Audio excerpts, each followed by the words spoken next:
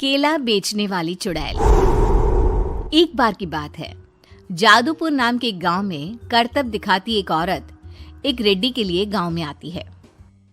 आइए आइए मेहरबान कदरदान, खाइए रोहड़ा के ताजे ताजे केले। कभी खाए नहीं होंगे ऐसे केले, पीले पीले केले खाइए।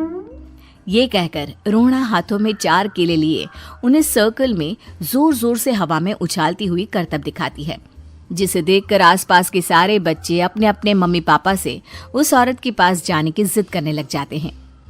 पापा, ऐसा तो सर्कस में बॉल से होता है ना, ये आंटी तो केले से कर रही है, चलिए ना पापा देखते हैं। रोहड़ा एक पतली सी तार पर चलती हुई केलों से करतब दिखाती है। आते जाते सभी लोग बाहर रुककर उसके करतब देखते हैं और वाह वाही करते नहीं थकते। जैसे ही एक आदमी पास आकर उसे पैसे देने लग जाता है, तब वो कहती है, अरे नहीं नहीं साहब, मैं करतब तो बच्चों के मन को बहलाने के लिए करती हूँ, धंधा तो मेरा केले का है।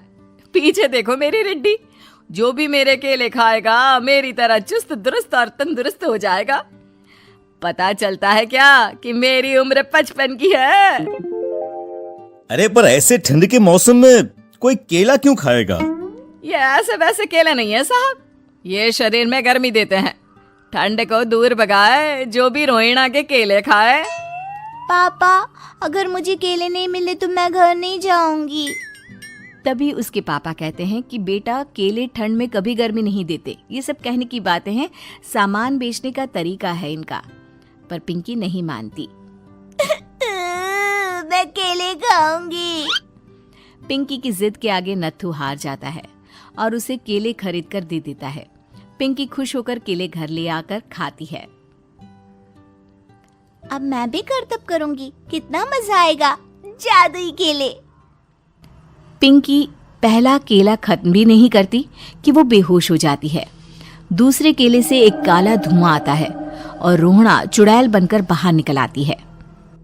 मेरे भूतिया केले बच्चे न खाए, ऐसा हो ही नहीं सकता। जादूपुर वालों, कब तक बचोगे? आ गई हूं मैं रोहड़ा, जिसका कोई नहीं कर सकता सामना। रोहड़ा पिंकी को गोद में उठाकर काले धुएं में कहीं गायब हो जाती है। शाम के वक्त नत्थू घर लौटता है और पिंकी को घर में ना पाकर उसकी माँ से कहता है, माँ पिंकी कहाँ है? अरे बेटा, उसे तो तू सुबह करतब दिखाने ले गया था ना, फिर कहाँ वापस आए तुम दोनों? मुझे लगा तू उसे अपने साथ मंडी ले गया होगा। हे भगवान, मेरी बच्ची कहाँ गई? मैं उसे घर ही तो छोड़कर गया था माँ। नत्थू गांव के घर कोने में अपनी बेटी को ढूंढता है, पर उसे वो कहीं नहीं मिलती। परेशान होकर आके रो रो कर नत्थू हिम्मत हार कर घर लौट आता है। अगली सुबह रोहड़ा फिर से करतब दिखाने आती है और इस बार पिंकी की तरह रोनी केले खरीद लेता है। 50 रुपए दिए थे पापा ने, सारे पैसों के मैंने केले खरीद लिए हैं। अब मैं भी आंटी की तरह ही करतबबाज बन जाऊंगा।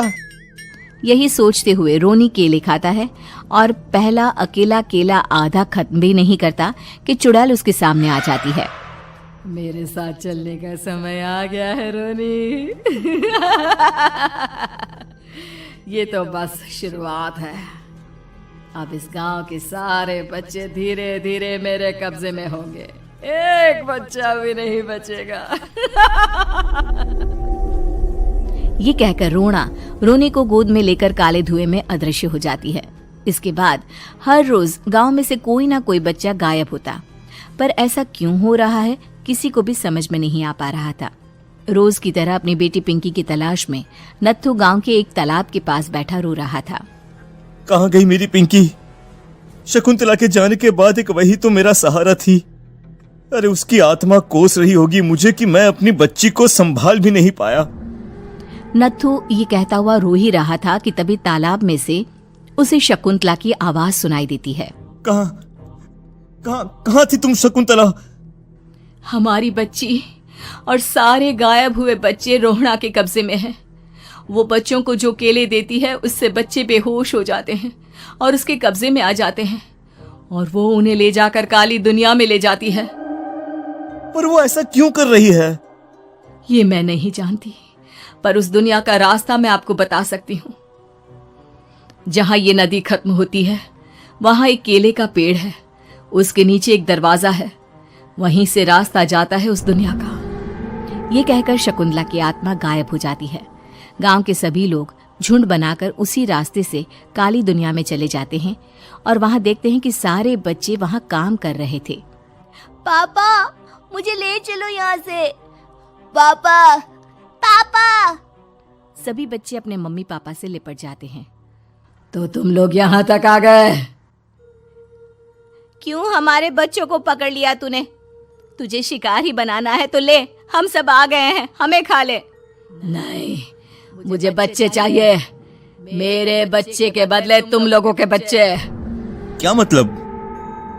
मैं इसी गांव में रहने वाली एक औरत थी। केले की चोरी के इल्जाम में मेरे बेटे को गांव वालों ने इतना मारा कि वो मर गया। उसी दिन मैंने ठान लिया कि गांव वालों का भी वही हाल करूंगी। कुछ दिन बाद बेटे के चले जाने के दुख में मैं भी मर गई और मेरी भटकती आत्मा एक चुड़ैल बन गई। और फिर मैंने बदला लिया तुम सबके बच्चे छीनकर। बर्दाश्त नहीं कर पाए ना, सोचो मुझ पर क्या बीती होगी। हमें माफ कर दो रोना, पता नहीं ये किसकी गलती थी पर हम सभी माफी मांगते हैं। हमारी खुशियां लौटा दो, तुम भी तो एक माँ हो।